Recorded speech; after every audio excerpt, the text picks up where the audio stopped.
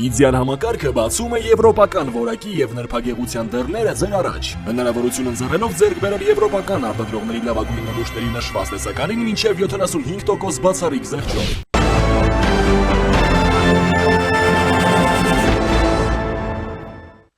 Դուք դիտում եք առաջին լրատվականը, բարև ձեզ, ես Իրանուշ Պապյանն եմ, տաղավարում զրուցելու եմ դերասան արվեստագետ, ազգային ժողովի քաղաքացիական պայմանագիր խմբակցության նախկին պատգամավոր Արթուր Մանուկյանի հետ։ Պարոն Մանուկյան, բարև ձեզ, շնորհակալ եմ հրավերն ընդունելու համար։ Եվ այսպես, պարոն Մանուկյան, ուրեմն մեր իրականության մեջ իրադարձությունները շատ արագ են տեղի ունենում, ինչ մենք խոսում ենք հայ-ռուսական հարաբերություններում կնճռոտ հարցերի մասին։ Ազգային ժողովի նախագահ Ալեն Սիմոնյանը, որը պաշտոնական այցով Ռուսաստանի Դաշնությունում է գտնվում, իր ելույթում ուրեմն հայտարարում է, որ ընկալումը, որ առհասարակ Հայաստանի Հանրապետությունում դեմ են Ռուսաստանի Դաշնության հետ հարաբերությունների խորացմանը կամ ընկալումը, որ Հայաստանը փորձում է փոխել ուղղությունը մի բևեռից մյուսը, սխալ է։ Նախ ինչպես է գնահատում Հայաստանը, ձեր գնահատմամբ պիտի ի վերջո կանգ առնի այդ կարևոր բևեռի փոփոխությանը, թե Հայաստանի իշխանության այդ բալանսավորված քաղաքականության կողմնակիցն է, կամեցեք։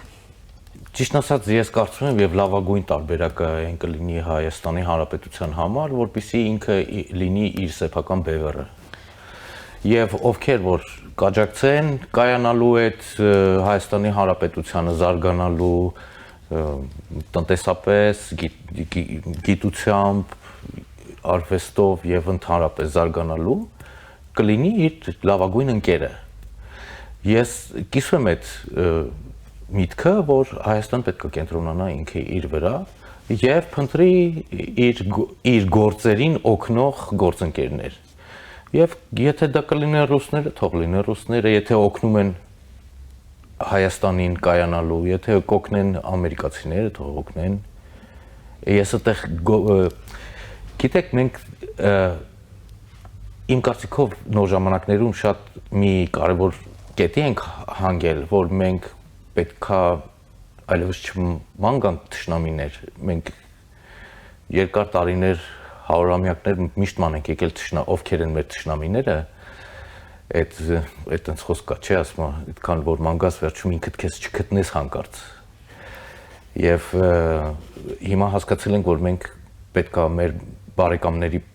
բարեկամներին փնտրենք, մեր ընկերներին փնտրենք եւ մենք պատրաստ ենք ընկերությանը եւ դա լավ պոզիցիա է, դա արդյունավետ պոզիցիա է, դա օգտակար պոզիցիա է։ Լավ, պարոն Մանուկյան, ի վերջո ինչից է այսքան մտահոգ Ռուսաստանի Դաշնությունը, տեսեք Լավրովը մինչ այս այցն էլ դրանից առաջնել, թե ինքը, թե Օվերչուկը հայտարարում են, որ Հայաստանը եթե որոշում է գնալ այսպես նույն այսպես ասած բևեռի փոփոխության կամ ընտրելու է պիտի ընտրություն կատարի այս երկու կառույցների Եվրամիություն, ԵԱՏՄ եւ այլն, չի կարող համատեղ այս երկու կառույցներում մնա։ Տեսակետ կա, որ կամ Հայաստանի իշխանությունը դեռ որ նշում է ժամանակա դեռ այդ կարևոր կետին, այդ ընտրության պահը չի հասունացել։ Հիմա Հայաստանը ուշ թե շուտ պիտի կատարի վերջո այս ընտրությունը, որքան էլ դուք ձեր խոսքում նշեցիք, որ Հայաստանը պետք է կենտրոնանա ինքն իր բևեռի վրա, եթե չեմ սխալվում, եւ գտնի իր համար գործընկերներ, որ չափով է դա առհասարակ հնարավոր եւ երբ պիտի այդ ընտրության պահը հասունանա։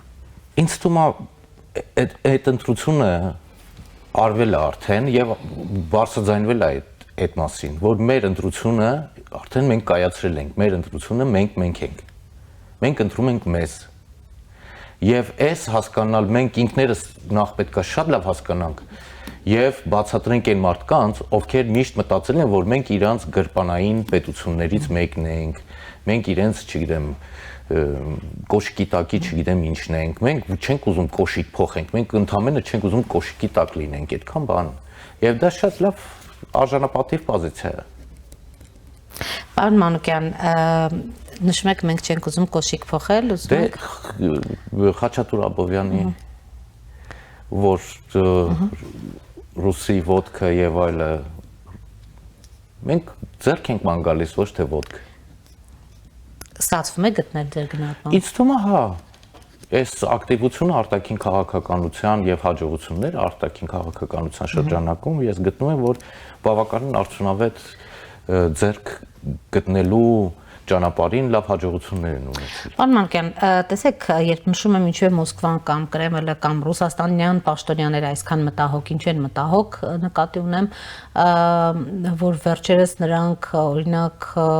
առհասարակ այսպես որոշակի անհասկանալի են, առնվազն անհասկանալի են համարում օրինակ Հայաստանի մտահոգությունները այդ հիբրիդային գրոհների դեպքում իրենց փնտրելու եւ տեսնելու մասով, մասնավորապես ազգային ժողովի նախագահ Ալեն Սիմոնյանի հետ հանդիպման ժամանակ նույնպես այդպիսի մեծ հաշվով անդրադարձ եղավ իր համար Լավրովի համար առնվազն տարօրինակ է Հայաստանի դեմ հիբրիդային հարձակման մասին պնդումներում մեղադրել Ռուսաստանի Դաշնությանը ձեր գնահատմամբ որտեղից է գալիս հիբրիդային գրոհը Հայաստանի վրա եւ եթե նույնիսկ ամեն կերպ Լավրովը փորձում է չեզոքացնել այսպես ասած այս մտահոգությունները դրանք չեզոքանում են թե ոչ թե առաջիկայում ավելի մեծ գրոհների են ականատես լինելու Ես չգիտեմ իրենք ոնց են պատկերացնում շարունակությունը բայց մենք մինչ այս եղած ժամանակներ մենք ինքներս էլ շատ անգամ բարձրաձայնել ենք որ ձեր խոսույթը Հայաստանի Հանրապետության նկատմամբ անընդունելի է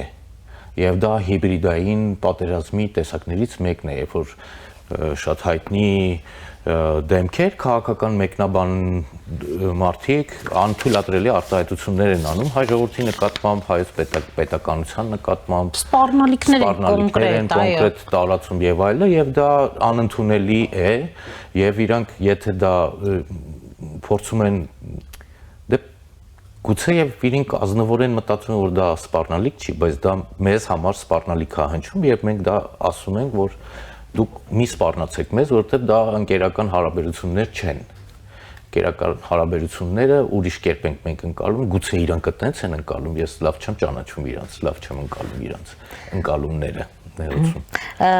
իսկ այդ հիբրիդային գրոհների հետ կապված դուք ինչ մտահոգություններ ունեք պարոն Մանուկյան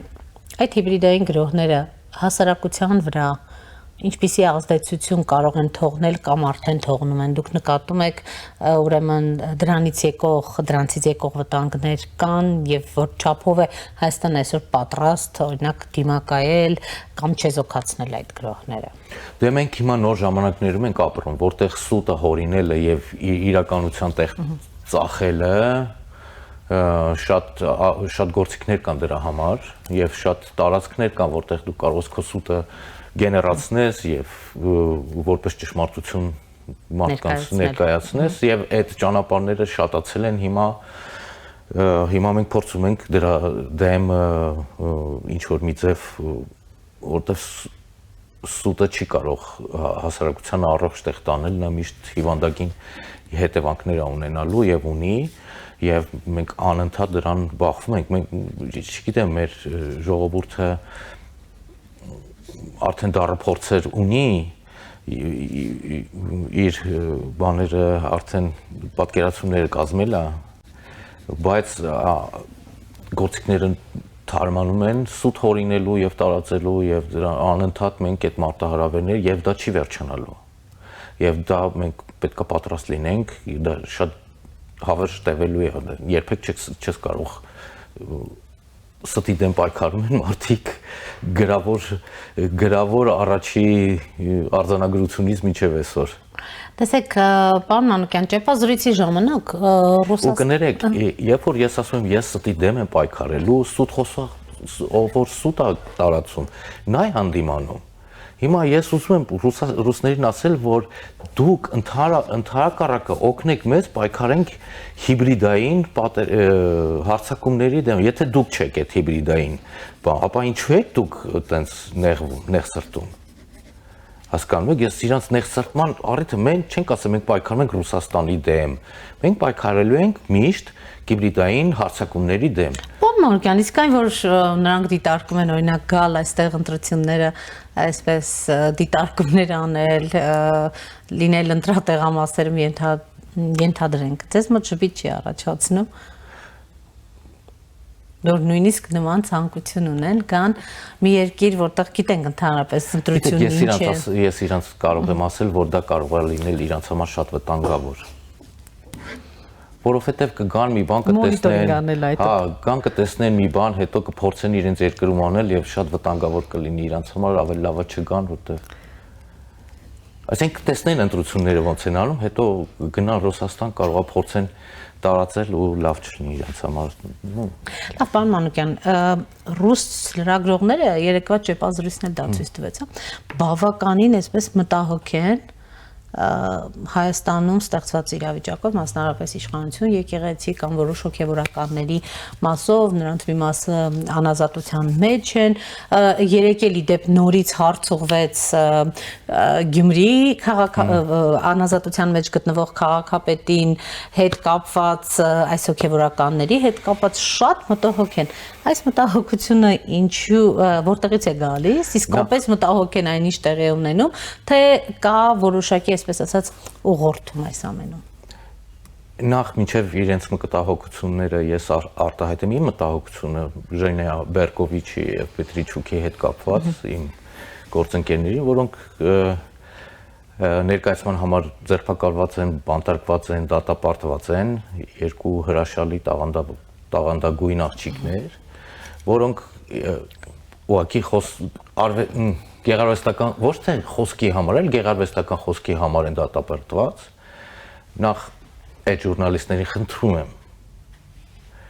եւս մեկ անգամ այդ գոնե այդ աղջիկեքին համար մի խոսք ասեն, եւ երկրորդը հայ եկեղեցու նկատմամբ ռուսների մտահոգությունը ինձ համար շատ տարօրինակ է, որովհետեւ ես հիշում եմ առաջ անգամ, երբ որ շփվեցի ռուս ուղղափառ եկեղեցականի հետ, ինքը մեր հետ սեղան չնստեց, որովհետև ասեց դուք հերետիկոս եք, ես ձեզ չեմ ձեր հետ չեմ կարող նույն հացը կիսել։ Եվ իրենց մտահոգությունը, իրանք պիտի որ եթե հայ առաքելական եկեղեցու նկատմամբ մտահոգություններ ունեն, ես դա ինձ համար զարմանալի է, որովհետև իրենց համար, ռուս ուղղափառ եկեղեցու համար հայ առաքելական եկեղեցին անընդունելի հերետիկոսներ են, եւ դա ես չեմ ասում, դա իրենք միշտ են պնդել եւ հիմա էլ պնդում են, գուցե ինչ-որ բան է փոխվել, ես չգիտեմ։ Իրենց մտահոգությունների հետ կապված։ Այդ զարմանքս կա եւ երկրորդը գիտեք, եթե օրինակ ես Գրիգոր Լուսավորչի շորերը հագնեմ ու գամ սկսեմ ձեր տանը գողություն անել կամ որևիցե պրիմիտիվ հանցագործություն անել, հիմա քանի որ ես Գրիգոր Լուսավորչի շորերն եմ հագնել, ուրեմն այդ հանցագործությունը չեղարկված է։ Հասկանում եք, իրենց հոգևոր գործունեության համար չեն իրենք դատապարտված։ Իրենց աղոտ կարդալու համար չեն իրենք դատապարտված։ Իրենք դատապարտված են մարդկանց, օրինակ գեներալներին կոչ անելու, որպեսզի զինված ապստամբություն անեն եւ հեղափոխություն անեն, հայ ժողովրդին հանեն հայ ժողովրդի դեմ եւ բան, եւ այդպես շարունակ եւ անընդունելի արարքների համար են դատապարտված, սովորական պրիմիտիվ հանցագործության համար են դատապարտված, ոչ թե աղոթքի, դավալոբանական, չգիտեմ ես ինչերի, աստվածաբանական քննարկումների համար, այսպեսի բաների համար չեն, չէ՞ դատապարտված, խաչակնքվելու համար, աչից ձախ կամ ձախից աչ, այդպես բաների համար չեն, սովորական հանցագործության համար են դատապարտված։ Լավ, պարոն Մանուկյան, ձեր գնահատմամբ ի վերջո կաշառակերության, հո չեն դատապարտված, որ դու ասենք կոմունիստա։ Պարոն Մանուկյան, բայց միայն ռուս լրագրողները չեն մտահոգված, ինչպես տեսնում եք Ռուսաստանում տարբեր մարզերում, քաղաքներում, հիմա արդեն Մոսկվայում մեր տարբեր այսպես հայրենակիցներ են մտահոգված, նրանք դուրս են եկել, բողոքի ակցիա են իրականացնում եք Կրասնոդարում եք, Մոսկվայի փողոցներում, թե այս ինչ է անում, ինչ է անում Հայաստանի իշխանությունը հայ առաքելական եկեղեցու դեմ։ Նախկինում հիշում եք, որ այդ համայնքը որոշակի այսպես կարևոր իրադարձությունների ժամանակ իսկապես իր վճռորոշ խոսքն ասեր, մտահոգիչ խոսքն ասեր։ Սրանուշ բաներ կան, որ նույնիսկ քննարկել չարժի։ Կարմիր պլակատների վրա բան ինչ էր գրած, «Народ и партия единый», չէ, կներեք, բարձր չէ, «Народ и церковь единый», սենց բան կարմիր, այսինքն այդ մարդկանց պատկերացումները քաղաքականության մասին եւ քաղաքական խոսքի մասին կոմունիստական պլակատից են կողմ կոմունիստական շրջանի պլատկատից են կողմ չի անցել։ Ես գիտեք քննարկելը ինձ թվում է ավելորդա, որտեվ կարող ես ավելորդ բաներ ասես, որ պետք էլ չի, որտեվ հասկացողը հասկանում է, իսկ չհասկացողը ես երթվում եմ ամենալուրջ փաստարկն էլ բերես, միևնույնն է ինքը նարոդի պարծեիդին է, էլի այդ ընկալում ունեն։ Դե հիմա Իսկ պարոն Մանուկյան, ձեր գնահատմամբ իսկապես այդ խնդիրը, որը ուրեմն եկեղեցու այսպես, հա, քանի որ հռչակվել է այդպես Հայաստանի իշխանության կողմից բարենորոգման այսպես ծրագիրը կյանքի կոչելու, դուք ընդհանրապես այս փուլում հնարավորություն տեսնում եք, թե իրավիճակը բավականին փակուղային է, որտեղ տևական ժամանակ եպիսկոպոսներ էլ չեն ավելանում կամ քահանաներն են 30 հոգի, հիմա մենք էլի չենք տեսնում այդպիսի ուրեմն ակտիվություն, բայց տեսնում ենք գործընթաց, որը ավելի շատ իրավական, իրավական ոլորտում է տեղի ունենում, մասնավորապես օրինակ կարգալույց հռչակված քահանաները, ուրեմն կարգալույց հռչակված հոգևորականները, խոսքը Ստեփան Ասատրյանի, Արամայիս Թախմազյանի մասին է դատական հայց են ներկայացնում հայ առաքելական եկեղեցու դեմ, դուք գիտեք Գևորգ Սրբազանի հայցը եւ այլն, հնարավոր է, որ այսպես դատաիրավական ճանապարհով է հարցը լուծում ստանալու, որովհետև այս բարենորոգումը տեսնում ենք ուրեմն նոր հոգևորականների այս պահին կամ այս փուլում չի ներգրավում։ Դե այս մարդիկ Հայաստանի Հանրապետության քաղաքացիներ են եւ արդարություն միտեղ պիտի գտնեն, թե չէ, ման թե չէ։ Հիմա եթե տեսնում են, որ այդ իրենց նկատմամբ անարդար կերպով են վերաբերվել, այս մարդիկ ընտրել են այդ ձևը արդարություն վերականգնելու, փնտրելու եւ գտնելու։ Ես գտնում եմ, որ գիտեք ոնց է, քանի որ ես վաղուց արդեն եկեղեցի չեմ մտնում եւ եկեղեցական կյանքով, որ շատ ակտիվ եմ եղել, շատ ջանասեր եմ եղել, ել չեմ հետաքրքրվում, որովհետեւ ճիշտն ասած ես հուսահատ եմ եղել, որ այդտեղ որևէ բան հնարավոր է փոխել։ Եվ իմ ուժերից վեր եմ համարել։ Ես չգիտեմ ներսում հիմա գտնվող ազնի մարդիկ որտեղից պետք է գտնեն արդարությունը։ Հիմա իրանք այդ փնտրտուքի մեջ են, Աստված տա, որպեսզի գտնեն արդարությունը։ Ազնի մարդիկ ասելով նկատի ունեք այն եպիսկոպոսներին, որոնք միացել են այս գործընթացին։ Այն հավատացյալ մարդիկ, ովքեր ազնվորեն գնում են եկեղեցի, այն հավատացյալ մարդիկ, ովքեր ազնվորեն որոշում են դառնալ սարկավակ, քահանա կամ եպիսկոպոս։ Այն ազնի մարդիկ իսկապես փակուղային է, պարոն Մանուկյան, այս փուլում։ Գիտեք, ես Աստծո խոսքը, կանոնը, հեշտությամբ ոտնահարողները ամեն ինչ որոշողներ են։ Այս շատ հեշտությամբ եւ անամոթաբար հեշտությամբ, հասկանում եք, առաջ գոնե ամաչում էին, հիմա չեն ամաչում, վաղը հպարտանալու են դրանով։ Այն ինչ որ մենք ասում ենք, չգիտեմ, քերուկին կլինի, մորքուրի ամուսին կլինի, չգիտեմ ինչ կլինի, հասկանում եք, այն ինչ որ ամոթ է նույնիսկ մտածել կամ խոսել այդ մասին, հիմա իրանք այդ մարդիկ չեն ամաչում դրան, գլուխներն չեն կախում։ Հասկանում եք, նույնիսկ չեն էլ ամաչում։ Վաղը, ասում են, որ դա իրենց հետ կապ չունի, պարոն Մանուկյան։ Վաղը, եթե գիտեք, մենք մանկապարտեզից վաղուց ավարտել ենք մանկապարտեզը, հետո դպրոցն ենք վաղուց ավարտել, հետո ինստիտուտն ենք ավարտել, խնդրում եմ էլի, եկեք ոչ մեկին ապուշի տեղ կամ հիմարի տեղ չդնենք։ Ինչքան ուզում ես հերքի։ Նույնիսկ եթե մենք այդ չտենանք, մենք դա գիտենք, բոլորը գիտեն։ Բոլորը, նույնիսկ այն մարդիկ, ովքեր երբեք եկեղեցական չեն տեսել իրենց կյանքում, չեն մտել եկեղեցի։ Այսինքն այդ բանը թաքցնել հնարավոր չի եղել, չի էլ լինելու։ Բոլորը գիտեն։ Ուղղակի բոլորը ամաչում էին ասել, որ գիտեն։ Հիմա իրանք մեզանից խլել են մեր նույնիսկ այդ ամոթը, որ մենք ամաչում ենք, ասենք, որ ամաչում ենք, որ գիտենք։ Մենք գիտենք, որ իրանք ամոթ չունեն, չէ, ամոթ, բան, sense բաները իրանց համար որևիցե առնչություն չունի։ Ես ճանապարհին գալիս եմ, ես բանի մոտ եմ ապրում։ Աբովյանի մոտակայքում եմ ապրում։ Այդտեղ հիմա Քրիստոսի արձանն է դրվելու։ Հասկանում եք, հայ առաքելական եկեղեցին խստապես արգելված է այդպիսի բան անել։ Հասկանում եք, կանոնը, աստվածաբանությունը, ով ուզում անի խստաբուչինի, դա խստապես արգելված է տենց բան Քրիստոսի արձան, Քրիստոսի պատկեր, Քրիստոսի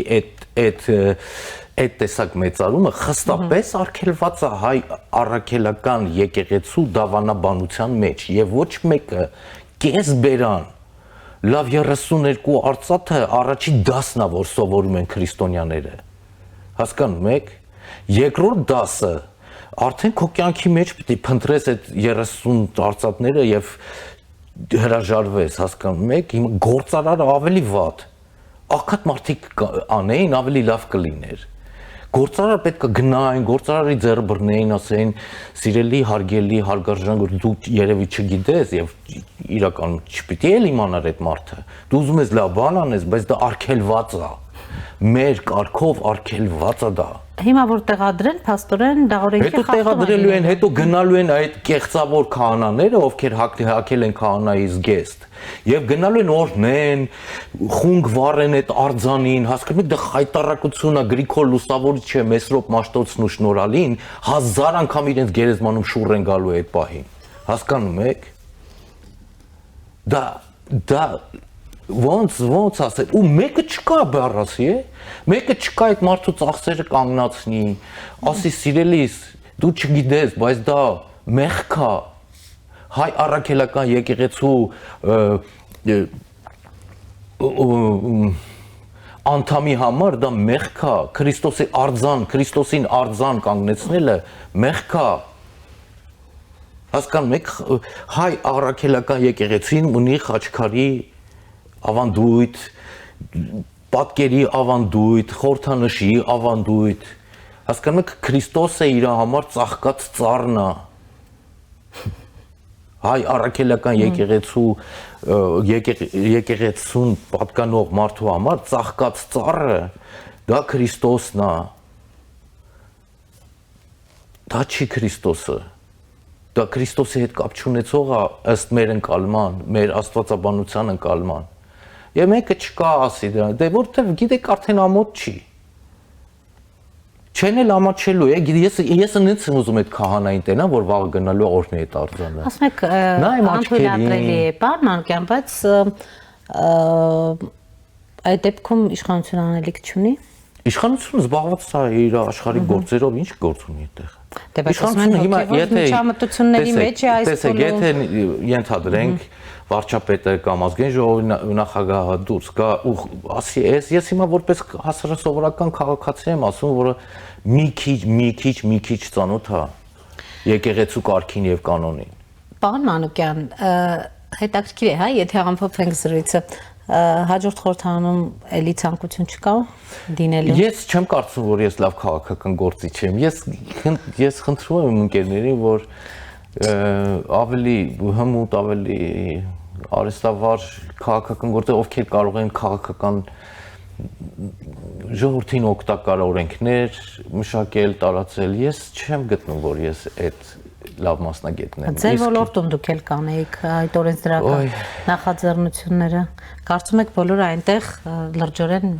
նստած օրենսդրական մշակումներով են զբաղված Ես երազում եմ որ բոլորը այնտեղ լինեն ջանասեր եւ լուրջ օրենքներով մշակեն ես ուղղակի Ձեզ այնտեղ չեք տեսնում այլևս Ես մի քիչ sense լիրիկական երբ որ տեքստի տակ պատտեքստ չկա ենթատեքստ ես այդ տեքստը չեմ հասկանում իսկ օրենքները դրանք առանց ենթատեքստի տեքստեր են Շնորհակալ եմ Ես շնորհակալ շատ հաճելի էր զրուցել Շնորհակալ եմ Առաջինի տաղավարում զրուցում էի արվեստագետ Դերասան ազգային ժողովի նախկին պատգամավոր Արթուր Մանուկյանի հետ կհանդիպենք